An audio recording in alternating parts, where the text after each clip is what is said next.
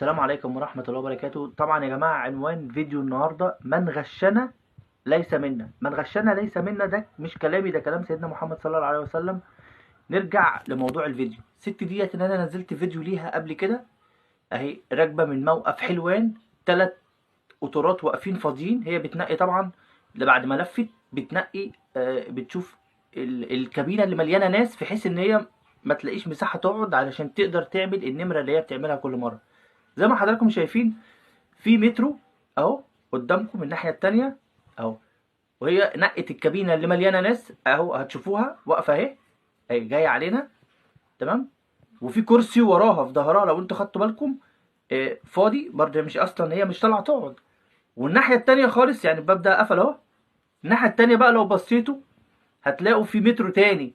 يبقى اصبح ان احنا في موقف حلوان اللي فيه 3 قطارات فاضيين تماما، ولكن هي مش عايزه تركب مكان تركب كابينه فاضيه، لا هي عايزه تركب كابينه مليانه، في حيث ان هي تقدر تعمل الشو بتاعها اللي هتشوفه دلوقتي. اللي انا نزلت فيديو ليه قبل كده وناس كتير قعدت تنتقدني. هي دلوقتي بتقلع الشبشب اهو، بتقلع الشبشب علشان لما تيجي تقع الشبشب ما يقعش منها، او ما يروحش شمال ما يروحش يمين. هي بتبقى ايه بتحطه في مكان في حيث ان هي يبقى تلاقيه في اي وقت. طيب هي بتعمل كده ليه؟ ده اللي احنا هنشوفه مع بعض. هي دلوقتي عملت نفسها اهو، سندت على الباب وعملت نفسها ايه ان هي دايخه زي ما انتم شايفين اهو. اول ما الباب هيفتح، هي طبعا عمرها ما هتقع دلوقتي، اول ما الباب يفتح هتبص اهو، هتلاقي فيه ناس جايين عليها اهو اهو، بيقول لها مالك يا حاجه؟ مفيش.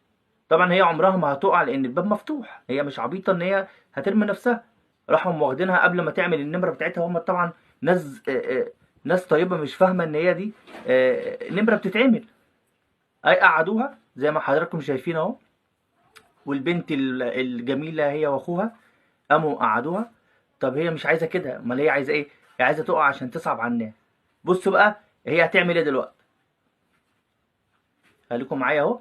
بص هي دلوقتي بتقول للست اللي جنبيها، الست المحترمه دي، فالست المحترمه هتديها فلوس زي ما انتم شايفين اهي، 50 جنيه اهي. بسم الله ما شاء الله. عدوا بقى، يعني عايزكم تعدوا. في شاب جميل بقى كده قاعد قدامها مع خطيبته. هي بص بتقول لها ايه؟ بتقول لها مفيش اي حاجه جايه تاني عشان انا عايز اجيب انسولين. انا بصور وسامع، بس انا ايه بترجم لكم الكلام. الشاب ده بقى قام وادالها 40 جنيه 20 هتندهوا تاني وتقول له يا ابني يا حبيبي 20 جنيه هتعمل ايه ولا 40 جنيه هتعمل ايه؟ ده ما يجيبوش حاجه في الوقت اللي احنا فيه ده. فطبعا هو مش سامعها، راح لها بقى بيقول لها بتقول يا حاجه؟ قالت له زي ما قلت لك انت هتعمل لي اطرش، بقول لك 40 جنيه مش هيعملوا حاجه. قال لها طب المفروض ان انا هعمل ايه دلوقتي؟ ايه العمل؟ قالت له يا حبيبي انا عايز اكمل فلوس الانسولين. راح الواد المحترم ده اهو بيطلع المحفظه تاني من جيبه اهو علشان يكمل لها الفلوس. طيب عارفين انتوا يعني، انا مش لاقي عنوان، بس بجد مش لاقي عنوان اقوله. الست دي بتعيط بعين واحده. حاجه غريبه جدا ديت. عندها قدره ان هي تعيط بعين واحده. انا ما شفتهاش الا في ممثل طبعا كبير، الاستاذ محمد رمضان، هو الوحيد اللي كان بيقدر يعيط بعين واحده. فطبعا الكابتن اللي قاعد اللي هو واقف قدامها ده، بعد ما هيقعد بص هو خلاص، هي يعني تقريبا بعد ما هيمشي الولد ده يروح ياخد كارد عشان يعني يعوض الفلوس اللي هي. فبتسأل اللي جنبيها يا حبيبي انت دفعت؟ يا حبيب قلبي هتحب تشارك في عملية النصب اللي انا بعملها؟